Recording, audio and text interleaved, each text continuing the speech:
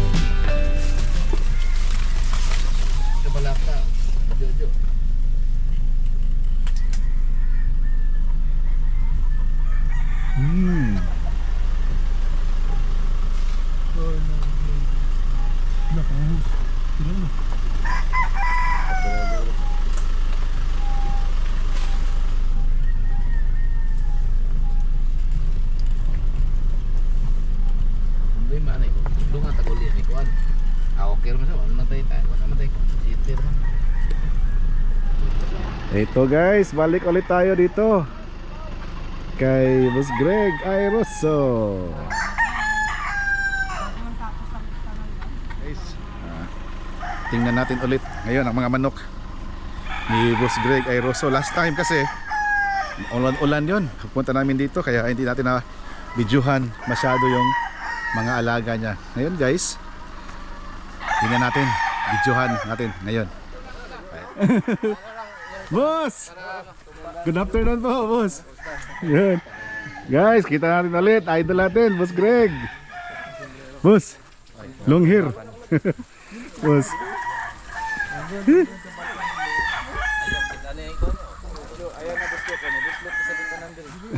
Klasik boss. Dito sa klaseng boss eh. Markings call.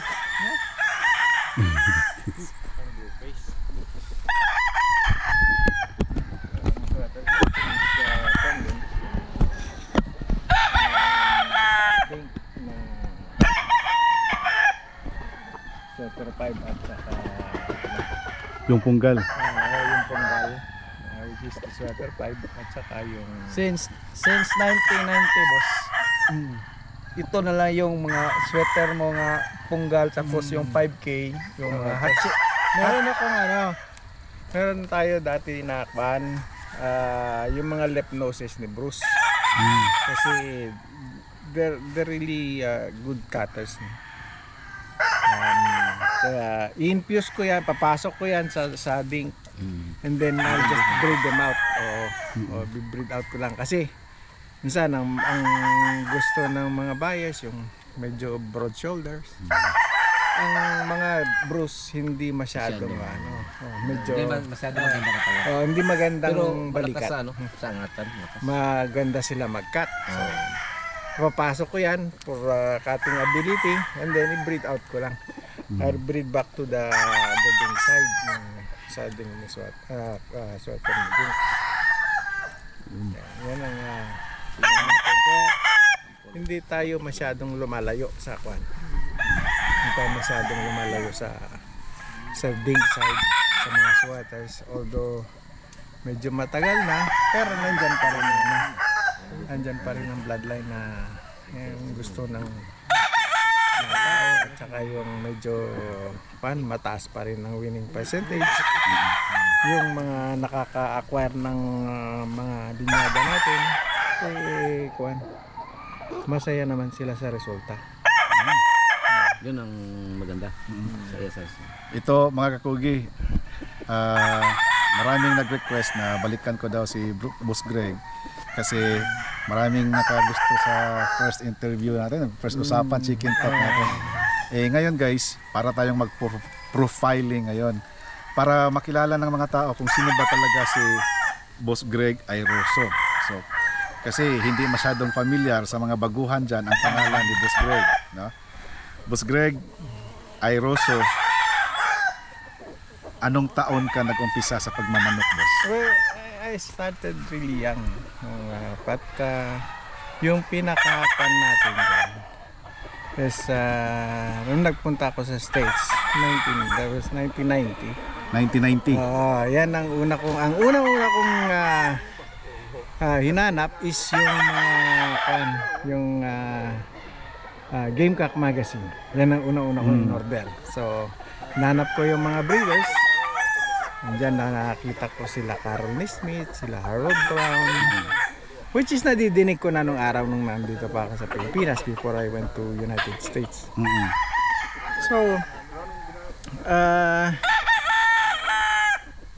let's forward. Na-meet ko si Serge Capistrano sa Serge Capistrano. Yes, si Serge Capistrano sa Arizona. Oo. Tinanong niya ako, sabi niya, gusto mo bang mag-try mag-ship sa Pilipinas ng manok? Sabi ko, well, why not? Subukan natin. So yun ang siyang mismong si Serge Capistrano nagbigay ng break sa akin na So I met a few mga breeders doon kasi pag may mga request sila na kung saan kukuha ng materialis. So pinupuntahan ko. But meron tayong mga kaibigan doon din na nakakasama natin sa pagmamanok. Before pa ako nagparating ng ding sweater dito sa Pilipinas, nakakagamit na ako ng manok ni ding. Kasi tsaka yung kaibigan ko. Boss Idol, nabanggit mo ang pangalan ni Ding. Paano kayo nakakilala ni Ding Fair? Pinuntahan ko siya. Nakita ko yung ads niya. Tinawagan ko siya, pinuntahan ko. Kasi noon nakita ko yung kaibigan ko na may mga nilalaban na galing kay Ding. Sabi ko, gagaling ng manok nito. Sabi niya, galing nga daw kay Ding sa Oklahoma. So, pinuntahan ko si Ding. Tinawagan ko, pinuntahan ko. And, so, since then, mga anong taon yun, boss? Mga early 90s yan. Mga 93, I think that was 93 or 94. 93. So, and then, merong nag-request sa akin na ipili ko, kung kakilala ko daw si Ding, ipili ko sila ng materialis doon. Parang nagpapasabay, gano'n. Oo, gano'n na nga, parang nagpapabili. So pinuntahan ko si Ding, pinilihan ko sila ng trio na and then pinarating ko dito sa Pilipinas. And it's like I remember just like yesterday. Ang marking nung first broadcast na dumating na yan sa kanila is the forever left nose. Forever left nose. So yeah. Forever So, left yun. nose. Yun yung nag-start ng isang malaking farm dito sa Pilipinas na ding fair ang mga sweaters nila. Yun. Kaya, and then, yun na, marami ng kakakita ng manok ni Ding. Kasi you could distinguish talaga kung ano yung between other sweaters, no? Oo. Pagka nasa itaas, kita mo ibang itsura ng sweater ni Ding. Kaya madidistinguish mo kung ano yung kung alin ang sweaters niya. Ayun. Tsaka, ano boss? 93, tapos nabanggit mo last time, Boss Greg, na nagiging close kayo ni Ding to the point nga doon ka na nakatira sa kanila? Tumira ka doon? Hindi naman. Actually, nung lumaban kami sa Mid-America, I stayed there for like 6 weeks, I think. 1.5 months or 2 months. Tinulungan ko siya magkondisyon ng manok. And then ako din ang tumari. Ako rin ang nag-handle namin sa Mid-America. At nag-day champion kami, and then we scored 12 cocks yun. So 10-2 ang score namin. Yun. So, ito tayo.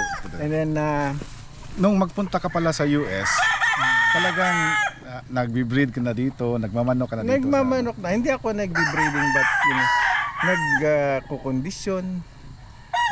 Nagkukondisyon para sa ibang mga breeders. nagmamanok din. No? Yeah, and then pag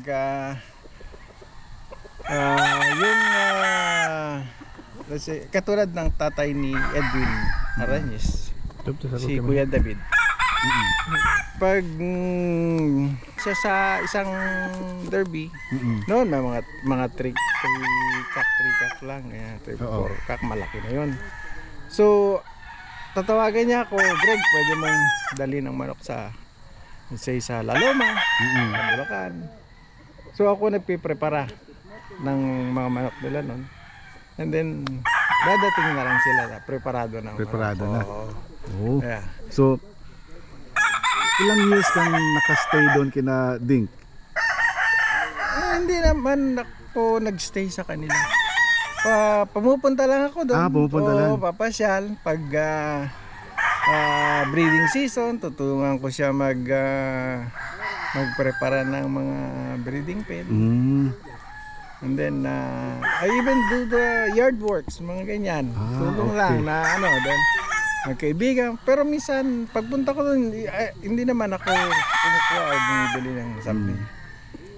Pag magstay lang ako doon, parang bakasyon ba? Even yung mga anak niya, sinusundo ko sa eskwela. Hinahatid ko. And then pag may mga kailangan na groceries, kasamahan ko yung isang anak niya, si si Kevin, okay, si Heather. Matanong ko, boss. Akawing ngayon. Paano ba nakilala ang isang Greg Airoso sa industriya ng pagmamanok? Saan nagsimula? Actually, nag-umpisa sa nung nag-ship ako ng manok Doon na. from the States. From the States. Oo. Parang shipper pa lang ang sa shipper noon. pa lang ang ko talaga noon. But doon sa States, nagmamanok na ako. Lumalaban na kami doon sa Arizona. Yun nga, dahil kay Sarge Capistrano, nabigyan ako ng break na mag-ship dito sa Pilipinas. So, a lot of big boys dito sa Pilipinas, ako nagpa-facilitate ng mga imported nila. Padala dito sa Pilipinas. Papadala dito sa Pilipinas. So, kailan nag-umpisa ang breeding mo dito sa Pilipinas o yung pag nagfa-farm ka na ba? Pangmalakihan talaga. Kuan, 1996, 95 or 96, I send 10 trios from Dink, 2 trios from Johnny Jumper, and 1 trios from Colonel Gibbons. Pero may mga pinapadala din ako na mga old lines talaga na Claret, White Hacker, galing naman kay Albert Lira. Lira. Oo, kay Albert Lira. Sa kanya naman ang galing yung mga old lines ko, yung aking gray na Spurrier Gray. Sa kanya galing, yung Claret, White Hackle, yung ewan ko kung nadinig nyo na yung bloodline na Barnett Wonders. Barnett Wonders. Oh, it's Hindi a pa. family of White Hackle. So, White Hackle family yan. White Hackle family yan. yung Barnett Wonders. Oh. Kuwan yan. They come white-legged, straight-comb.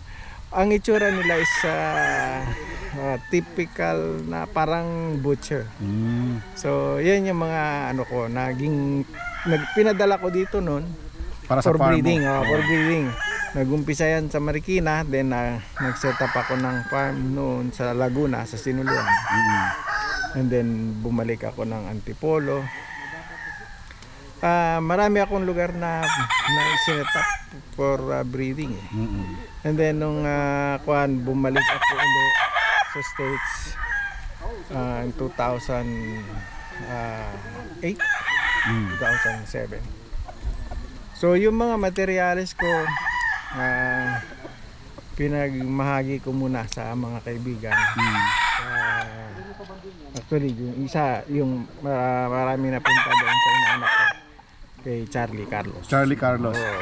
Yan, inaanak ko yan. By the way, mga kakugi, si Charlie Carlos, inaanak pala ni Boss Greg. Inaanak ko sa kasal. Inaanak sa kasal. So, that time, nung magbahagi ka ng mga manok doon kay Charlie Carlos, ilang tryo yun o ilang piraso yun? Meron yun. I think mga Ang original na ano mo yun? yung mga almost original at saka talagang mga straight line na Imported. Imported, yung sweater pipe, si Punggal. Yun. So yeah, si Punggal, yung original Punggal is sa kanya na sa kanya na namatay yun eh. Yung sa old age. Sa old age. So So yun, mga so- Colonel Givens. Yun ang mga bloodlines na napunta kay Charlie Carlos. Dito guys, punta pa tayo dito. Andito pa yung ibang mga manok ni Boss Greg. Nako, umuulan na guys Bro, kailangan natin puntahan dito. Kasi last time, hindi tayo nakarating dito eh.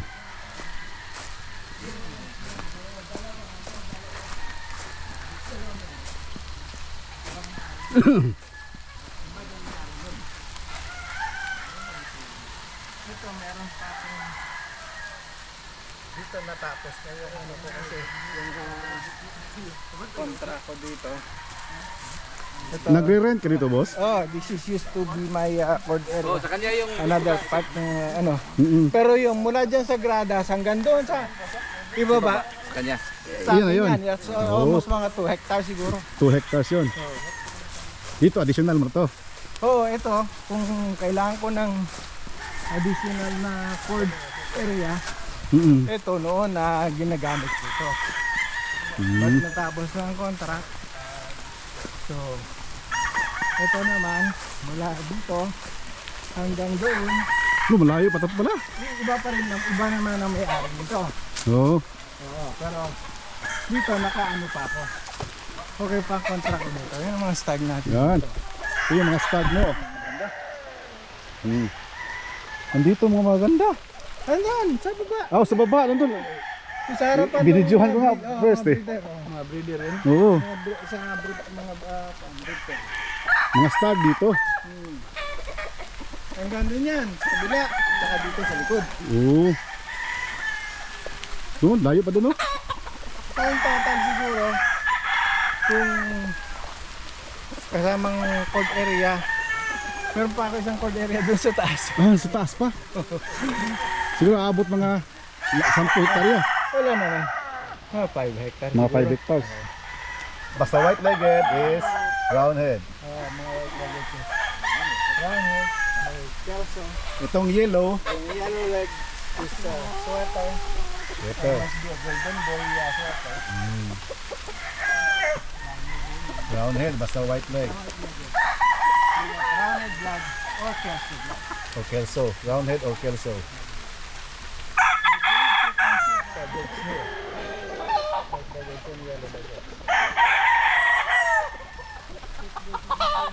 Puti na, puti ang ilalim ng puna. White earlobes, yung tenga puti sa sweater pa niya. Sweater type to. Yan yung mga punggal. Punggal. Dito pala guys, malalaman natin na dugong punggal to, punggal, pag may balderita siya na puti, tapos yung earlobe niya puti, tapos yellow leg. Yellow legs. Yan. Tapos ang ilalim ng pulok na is puti din. O yan, sa ilalim ng ano niya guys dito, yung Sa hakil. sa hakil niya, puti. So meaning yan, that's punggal. Sa punggal. Yan. Yellow. Yung punggal is alam naman natin last time na ni Boss Greg, galing yan sa Sweater 5K. Sweater 5K, imported na din. Sweater. Pinangalan ng punggal kasi may nangyari. Kaya tinawag na punggal. Bali yung kwan. Guys, ang dami pang mga manok dito mga kakugi. Dami. Ang ganda niya, may kabilang side dyan. Mm. Kwan. No? Parang unipirmado guys, oh, pero ang magkaiba lang nito. Dahil sa golden boy naman yan. Oh, sa Golden Boy. Ito naman sa Golden Boy. Boss Greg, alam namin na matagal kang nakaano kay Dink. Ito maraming katanungan. Ano ang pinag-iba sa physical feature? Pinag-iba ng between 5K at saka Golden Boy. Ang golden boy actually, yung Seven Brothers na inumpisahan ni Dink na tinawag na golden boy is actually kanyan hindi masyadong, they have, both of them have the possum blood. Possum blood. Yes, Mm-mm. na possum blood. Kasi as far as I know, na inumpisahan ni Dink na swatters, the hen is from Carol Smith, from Bruce Barnett na ayaw i-breed ni Carol, binigay kay Dink. I think 5 or 6 pullets. And then the cat side, yung lalaki is from his good friend Freddy Hunter. Freddy Hunter. So yung lahat halos ng sweaters na umiikot naman sa farm ni Dink is they got the possum blood. Combination of Carol Smith and Freddy Hunter. Yun, may possum. May possum. Dahil kay Carol Smith, ni Smith. May possum, or kung hindi possum, they got sweaters from these guys. No? Saan ba ang nauna? Ang 5K or yung Golden Boy? Well, bago sumikat yung Golden Boy, yung 5K is sumikat, pinasikat na ni Carol yan. Actually, ang kwento sa akin ni Bruce, the 5K, $5,000 rooster is a 2-time winner sa brass pit, sa brass sa ano, yung sa ating tapada. Tapos dinala ni Carol sa big event, nanalo, may nag-offer ng $5,000, and then pinahiram ang broodcock kay Johnny Janko, parang ganun, no? And then napunta kay Dink. No. So yung 5K na pangalan pala, nag-umpisa yan kay Carol. Kay Carol. Somebody offered $5,000 doon sa manok na nanalo. And ang sabi ni Bruce, he is a blend of sweater and a yellow-legged Stewart, I think. Stewart. Sabi niya, hindi. May dugong yellow-legged hats. So, yun ang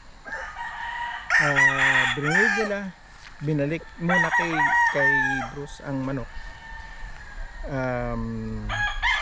And then, pinadala kay Johnny Jumper. Parang ganun. Parang ganun ang ano, sa 5K. Kasi ang sabi ng ibang version naman, yung Golden Boy daw is galing sa 5K.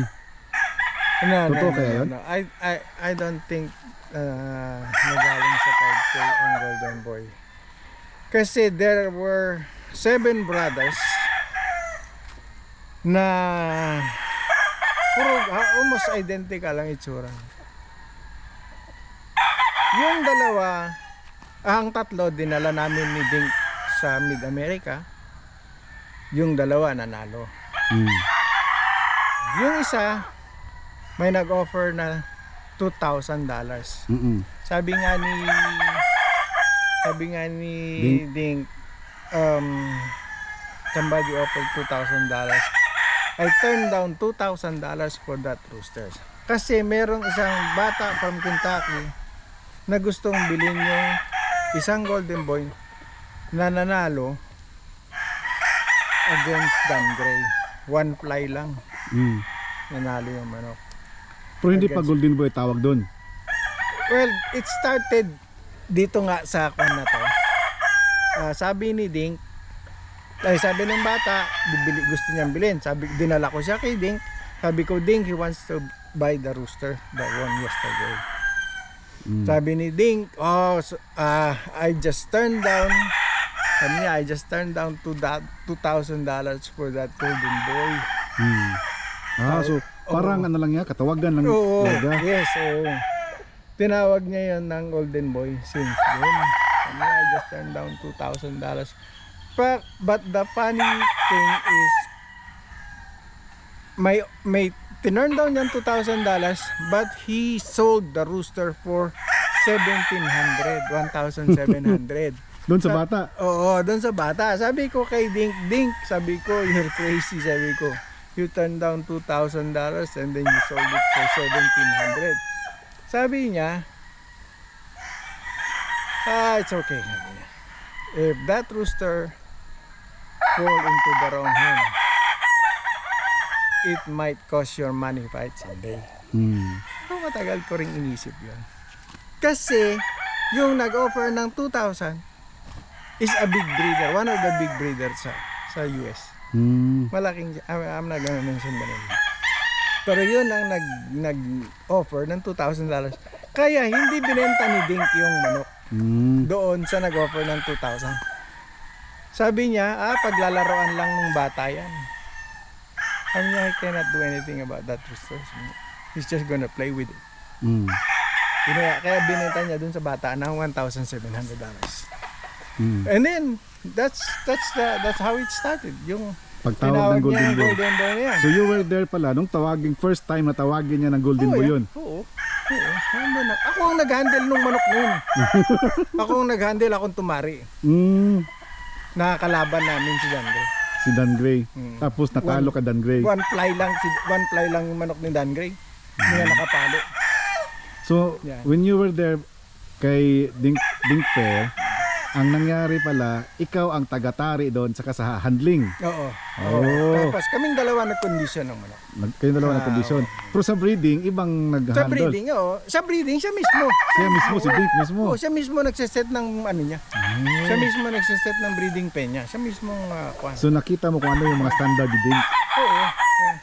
So sa pag-breed niya ng wala bang mga halo na sa Golden Boy or sa 5K na mga radio o ano yung mga components ng mga dugo doon? Wala naman akong alam na may no? But before, I think he got some radio. He got some Roundheads. Oh. He got the kelso, the yellow leg and white legged kelso. And meron ako nakikita sa kanyang green legged. No? Siguro sa 1,000 stag na nakalagay sa stag pen or nakatali, maybe 1 or 2. Tinatanong ko siya. Tinatanong ko siya. Sabi ko, Dink, what is this green legged? Sabi niya, they're sweaters. Sabi ko, but green legged? Yeah, they throw green legged. Dahil sa hats na yellow legged siguro. Ikutin mo ang buong farm niya, ang breeding yard niya. Wala ka makitang green-legged na hen or green-legged na beta. But once in a great while, may lumalabas sa kanya green-legged. Green-legged. Actually, may binigay niya sa akin yung isang green-legged na sweater. Oo, na sweater. But you know, at that time hindi pa ako masyadong fan sa ano. Sa breeding? Oo, sa breeding. Nagpapadala ako, nagbe-breed yung kapatid ko, nagbe-breed yung mga kaibigan na pinapagagamit ko. Mm-mm. But I'm not into deep breeding na talagang hinuhukay ko ang bloodline. No? But when I started, yun na, marami na akong mga na-discover na yun nga, the sweater throw green-legged, Ayun. they throw straight combs. Actually, recently lang na tinanong ko kay Ding. Sabi ko sa kanya, Ding, sabi ko, for so many years, sabi ko, I started getting a lot of straight combs. Now, sabi ko, marami may lumalabas, pero mas magandang cutting, sabi ko, kaysa ano, Kaya sa Picom. sa Picom. So, matagal, nag-text back siya. Sabi niya, the original daddy of the sweater 5,000 is a straight comb.